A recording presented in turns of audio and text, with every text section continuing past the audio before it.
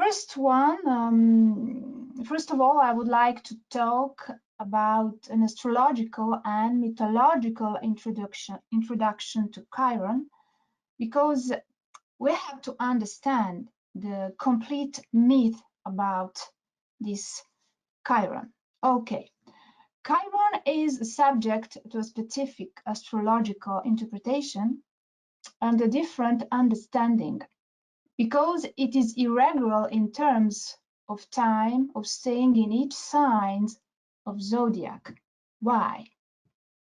It takes him to go all around the zodiac between 49 and 51 years.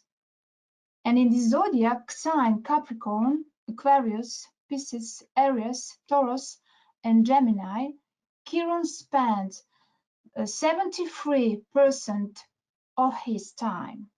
For example, he spends the most time in Aries and the least time in Libra. Why? Because of his orbit and in a link with ecliptic. And it's very strange orbit, more stranger than the orbit of Pluto.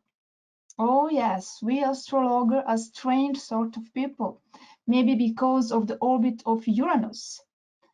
And maybe the Scorpio is also strange because of the orbit of Pluto.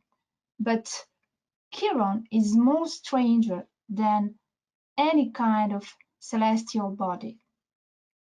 So, because of this orbit, we have orbit who is really long around the Sun, and it took place between Saturn and Uranus. And sometimes he go to touch the orbit of Jupiter and Neptune. So he has some kind of role like a moderator in a solar system, and also in our conscious and unconscious. Also like someone who is a bridge between the energy of transpersonal planets, also as a teacher and a healer. Okay, let's go further. In Greek mythology, Chiron is a centaur, son of Kronos or Saturn, and Okeanid Philyra or Rhea. Chiron's mother was completely shocked and terrified when she saw her child because he was so monstrous. He was so ugly. Then she rejected him, so there is a pain linked to early childhood, to the very beginning, to a wound caused by his parents. He was adopted by Apollo, the sun's god, who took care of his growth with Artemis, the moon's goddess. Chiron became a teacher, an astrologer, and a healer. Knowledge and wisdom were rewarded by his divine parents, who granted him immortality. He was entrusted with the education of many heroes who became his disciples, including Achilles, Asclepius, Heracles, who foolishly injured Chiron.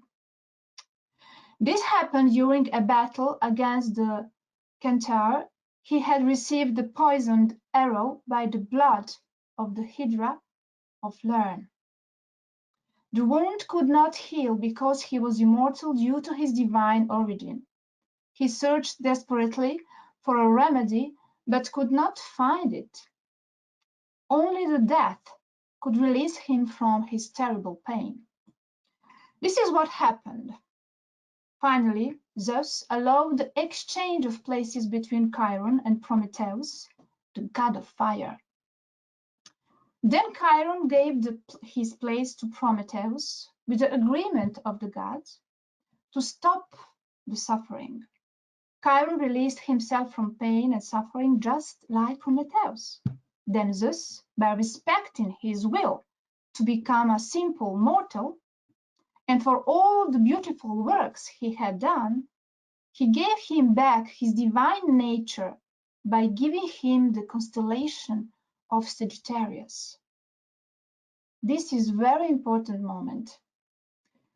Rejecting his divine ego, his position on Olympus in the place of Prometheus, he regained his place of divinity because he has earned it, but now in different way, healed and freed, transformed and reborn.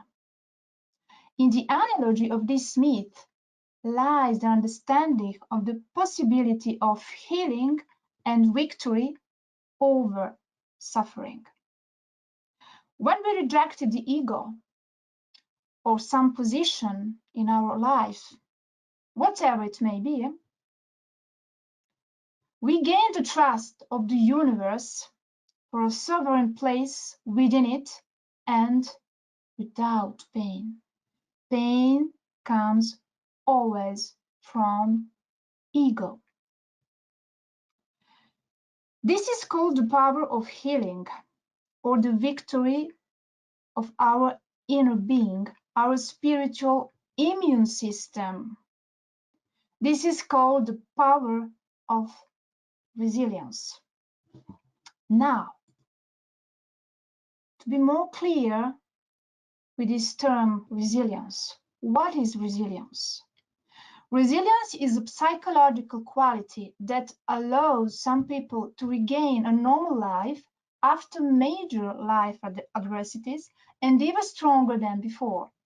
The people who have developed resilience or immunity do not let difficulties, traumatic events, or failures overcome them and deplete their energy, their determination, and their fighting spirit, but find ways to change course, heal themselves emotionally, and continue on their life path.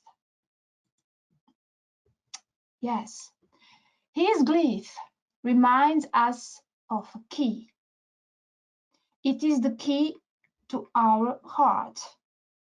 Symbolically, this key of Chiron offers us the key to all our treasures hidden in our heart, which hides all the healing powers and all the answers to all the questions of our curious inner seeker.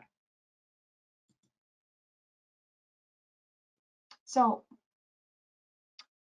Chiron in astrology, a 50-year cycle, inner teacher, inner healer, the master, the power of resilience and reconciliation too.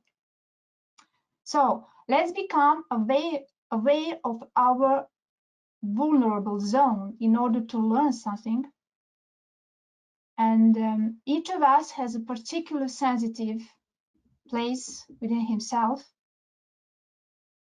And this vulnerable place is at the same time our strength and opportunity to learn something, to discover something, and how to reconcile opposites. Research confirms that 74% of therapists were motivated to choose their professions because of personal trauma. Imagine it? Carl Gustav Jung popularized the term wounded healer. He was the first one. And he emphasized the importance of personal experience with deep wounds as the best training for a therapist or physician. Those who have themselves experienced trauma, been wounded, or have limitation are motivated to try to heal. In the process, they gain knowledge enriched with deep understanding and compassion. The myth of Chiron conveys the message that most of us have a vulnerable place within us. Our seemingly unsolvable problem, our sore spot, our wounds or limitations teach us and make us compassionate. The wounds that may cause us pain in daily life encourage us to remain open to the understanding of others and to accept their higher laws of life.